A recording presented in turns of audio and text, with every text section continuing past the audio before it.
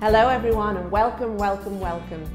This is Sarah Furuya Coaching's Legends series, a series of interviews and conversations with people who I find fascinating. I believe there are many, many ways to lead a life, and this is one of them. I believe that everybody has stories and I want to hear yours and tell theirs. Next stop is Kyoto. I want to help you to create a work style and a lifestyle that you can be proud of. And today I am introducing the lovely Lindsey Sawada from the Setagaya Yoga Studio. This is what she says: your body is your home. Build it, celebrate it, clean it, rest it, feel it, and live in it. So welcome to lovely Lindsey. Hi. Hello. How are you today? Fine, thank you. How are you? Great. Thank you so much for hosting us in this beautiful yoga studio here. Thank you for coming. So I was born in the 70s, 76 to be precise, Okay. and in Lincolnshire, and then I'm not exactly sure what age I was, but then we moved to Skegness. But I mean, if I tell people that I'm from Skegness now, yeah, I think someone actually said to me that the arsehole of England. The arsehole of England, amazing. Grim up north. Yeah, it is. Yeah, but it wasn't. Yeah. I was dancing all the time too. We used to go to this Okay. dance school called Janice Sutton School of Dance, Yeah. and I loved it. Yeah. Lots of ballet, tap, jazz, modern, all of that kind of stuff. Absolutely loved it. Always moving as a kid. You'd never get me to stay still at all. That was brilliant for me. But then I went to grammar school. And when I went to the grammar school, my mum, I think just in the 70s, the knowledge about kind of like the arts and dancing and stuff like that as a career or something you could take forward and it not just be a hobby, I don't think she really had that knowledge. So I don't think she made me stop dancing, but it was kind of like lots of suggesting, and then yeah, I stopped, and then I think that's when I started to look for trouble. Ooh. Yeah.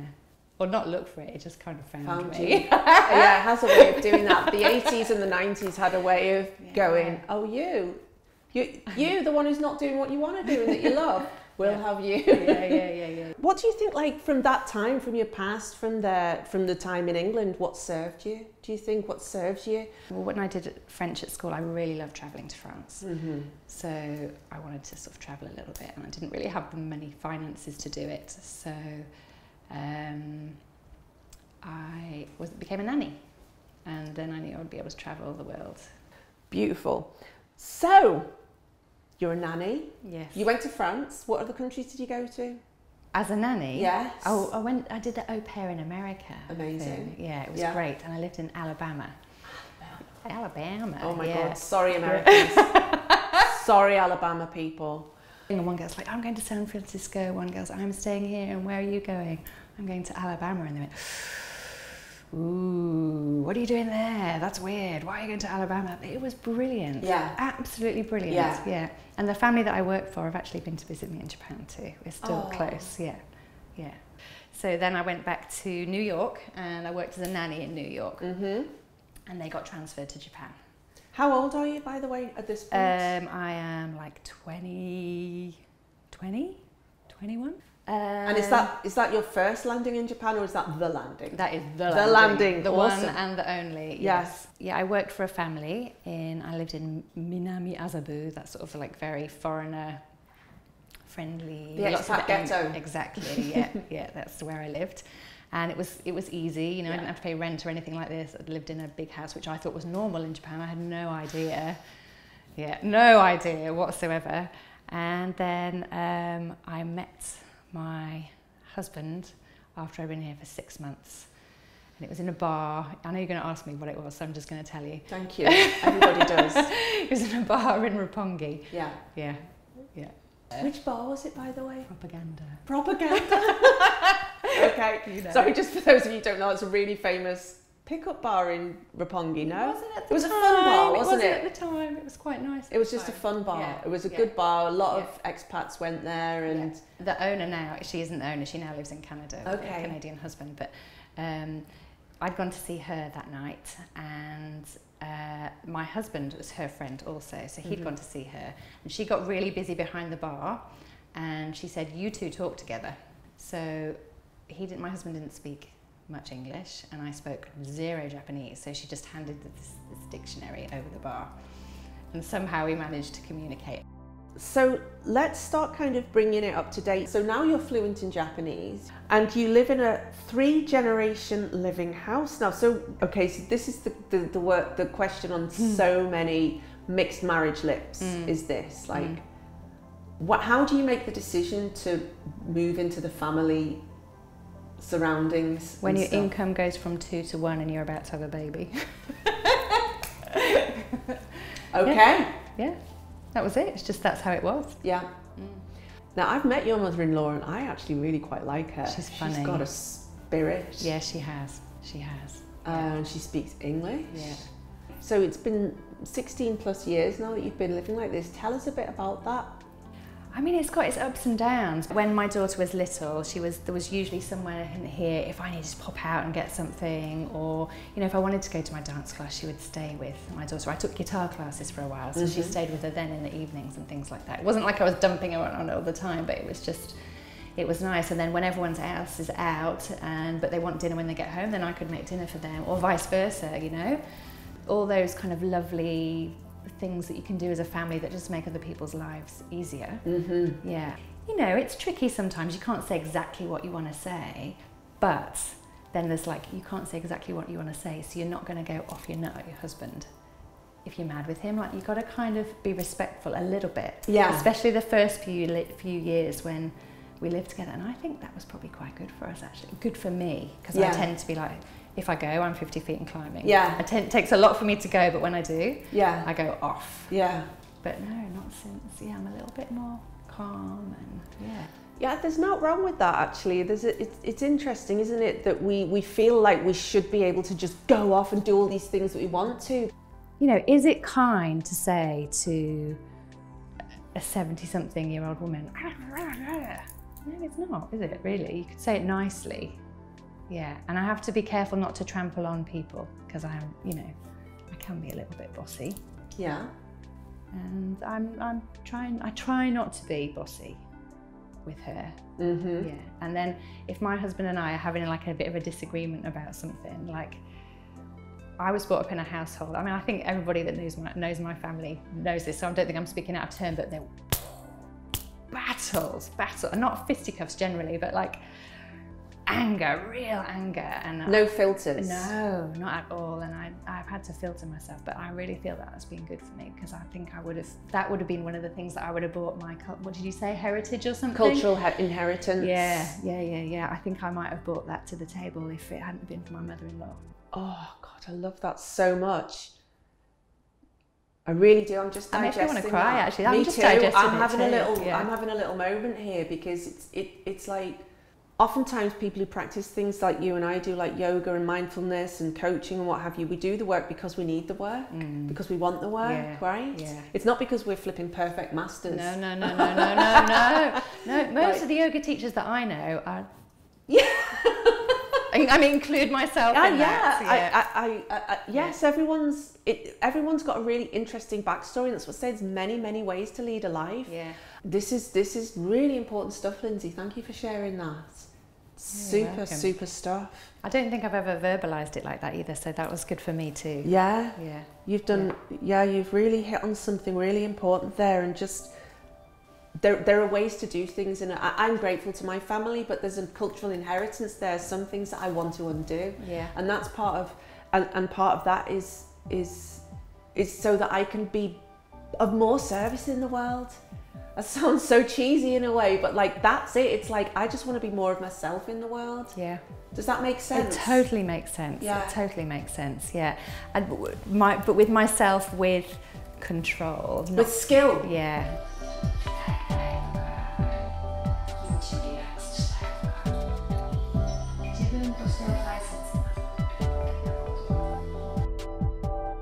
So I'd really like to talk about this lovely, intimate yoga studio that you've designed here, and how long has it been going for? And it's in the family home. Yes. You've taken the living room of the family home and converted it. Yeah.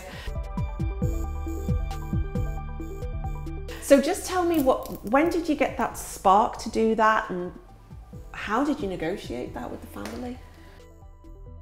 Our family's pretty casual. When I talk about this, I just think we're such casual kind of people. Because I said to my husband, what do you think about me having a yoga studio here? And he said, I think it's a great idea. And I said to my mother-in-law, what do you think? And she's like, yeah, it's fine. And that was that. So then I just kind of bought the paint, ripped up the carpets, took the sofa upstairs to the spare room. Actually, everyone had to switch rooms, so the biggest room is now the living room. Yeah, and just got on with it. Sort of painted and put the floors down, and yeah, that was it. And then I started.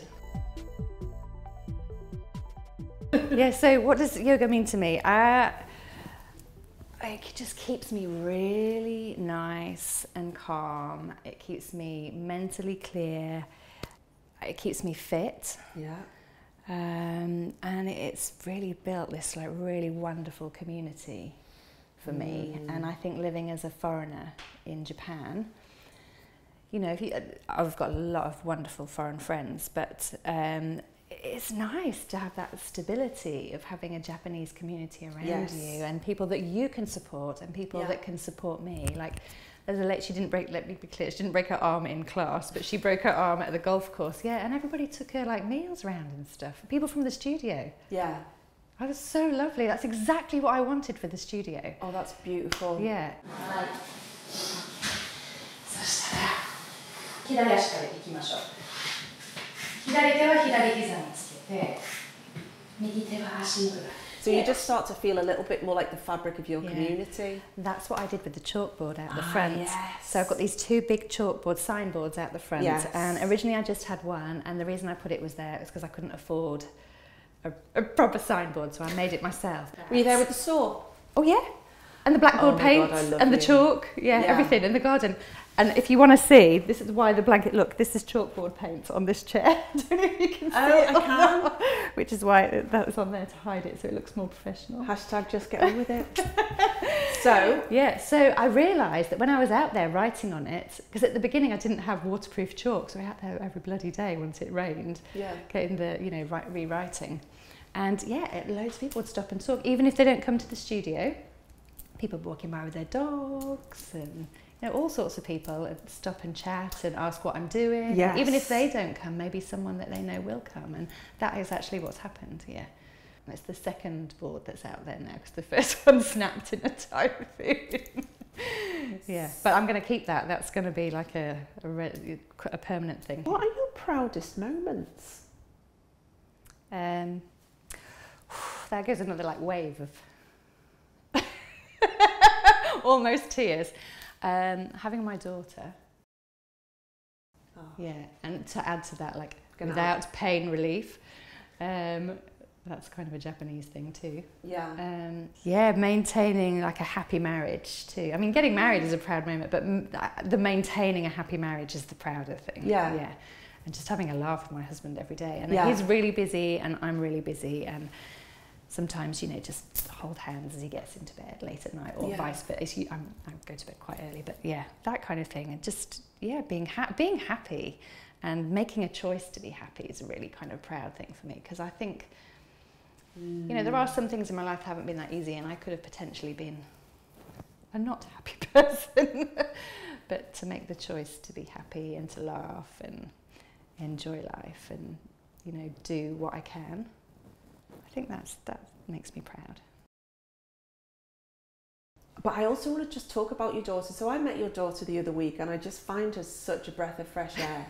I really did. But here's the thing. She's actually going to join the Cirque du Soleil. We hope. Well, fingers crossed. She's on her way. What allowed you to allow her to do that? So I don't really consider it to be my choice. Beautiful. But, so what happened at the beginning was she saw aerial yoga on TV. And she said, I want to do that. And I said, I don't think you want to do that. I think you want to do this. And I showed her Cirque du Soleil on YouTube. She's like, yeah, that's what I want to do. And I swear to God. How did you know that? How did I know that? Yeah. Both my husband and I love sports, and she was whizzing down a ski slope at age 3 faster than I could. So she's kind of, really sporty and active. And it was just kind of a joke, really. And she said, no, that is what I want to do. And she pestered me for a year. Every single day, have you found a studio? Have you found a studio? And I had found a studio. I'd found two. One was in Shibuya, which is quite close, and then the other one was in Kinshicho, which is way over the other side of town. It's completely... Which is where you've been today. It is where I've been today, yeah. So I made her wait for a year, and then one weekend my husband was working and she was pestering me. I thought, oh, blow it, whatever. Blow it. I don't usually say blow it. I was going to say, this is me editing myself. I was going to say, fuck it. Being like, yes. Oh, blow it. Blow it. to heck with it. And I took her... Such a nice lady. Took her over to Kinshicho, and she went in, and I swear to God she did this. It feels like magic in here. I was like, oh God, here we go. I'm going to be driving to Kinshicho once a week. It wasn't once a week. It's like 6 times a week. Wow. Yeah, so obviously it just started with once a week, and she got better and better and better. I wanted to take more and more classes, and yeah, and I wanted to support her doing what she wanted to do, because I think I hope my mum doesn't watch this and think, oh, you know. Same. Yeah, I don't want my mum to feel bad, because my mum really tried to do the very, very best for me. I really believe that. Yeah, same. But I really wanted to do some creative thing with my life, and I don't think that it was within my parents' conscious. Whatever. Field of view. Field of view. Vision. Yeah, they were just trying to get over rationing. Yeah. You know. Exactly. Yeah. So, but I really thought, oh, this could be interesting. Yeah. Yeah. So we'll just see where it goes. So it's kind of an experiment. I always wondered where do these people come from? I'm watching them on, like, in the Cirque du Soleil and stuff, and I'm like, what happened? Who are these people? And now I know. But I swear to God, so these aerial tissues, right, aerial silks. Yeah. She did this for like 3 months. She couldn't even get one leg. She couldn't even climb like one little bit. Yeah. And I was thinking, she's going to stop this soon. Like, she's going to get fed up. And then, incredible. Yeah, just little by little, she got better and better and better. And yeah, and when in August, then she's going to do a full-time 1-year course at the aerial gym where she's at, and they're really gonna, they've got dance instructors in there for her, and gymnastics instructors and circus instructors, and she's going to take a full-on year and do that. And that's in Tokyo? That's in Tokyo. So that's for the next year? That's for the next year, and then beyond that, hopefully circus Incredible. school either. She really wants to go to Canada. It's right, the circus school, it's called the ENC, École Nationale de Cirque or something like that, yeah. And then the Cirque du Soleil headquarters is literally across the street. So the school's linked very closely with the Cirque du Soleil, yeah. So super. That's her dream, yeah. There are other options within the dream, but that's number one dream. That's the number one dream. Yes. What's your dream from now on? And you know, you've got this this time's opening up once your daughter moves. There's a huge thought process going on at the moment. Possibly other instructors in the studio, possibly. Okay. I'm not 100% sure on that yet. And possibly, I won't say exactly what yet, but maybe merchandise to go with the studio, but more consumable merchandise than like clothing. Merch. So Lindsey, tell us, where can we find you on social media? Okay, so my Facebook is Setagaya Yoga Studio. Setagaya Yoga Studio. Yes, yep. And I have an Instagram account which is Sawada Lindsey Yoga. Sawada Lindsey Yoga. Yes, and then I have a website, and it is setagayayogastudio.com. Setagayayogastudio.com. All one word, yeah? All one word, yes. Lindsey, thank you so much. Thank you. This has been an absolute joy and a pleasure. We've had some gems of wisdom come from you, but the notes that I've made here is basically just get on with it. That's one of the themes that runs through this. And there's also that sense of kind of homecoming, like coming back to the thing that you love. I mean, there are many, many ways to lead a life, and this patchwork and portrait life that we've heard, portfolio life that we've just heard from Lindsey there, where you go in one direction, you have a lot of fun, you take the very best bits of your cultural inheritance and take them into your future with you, while at the same time incorporating and integrating the new cultures that you come into. That sense of mindfulness in action without even having a label for it. But it's not a kind of people-pleasing way. It's a looking left and right and saying what's the most loving and calm. And the word calm you mentioned a lot of times there, like how can you find your calm when actually you're quite a verbal or quite a reactive, I would say by nature, but maybe not. Maybe we're returning back to our true nature by finding that calm and that peace and that relief and that release and that settledness. I would argue that, I'm happy to hear anybody's thoughts about this too, but to me there's just this real sense of a return and really moving towards the things that love you and help, that you love, and helping other people to move towards the things that they love too. And this is just such a perfect example of one of the many, many ways to lead a life, and of an incredible story. Everybody has stories. I want to hear yours and tell theirs. And also to help you to create a work style and a lifestyle that you can be proud of. You can find me at sarahfuruya.com. Thank you.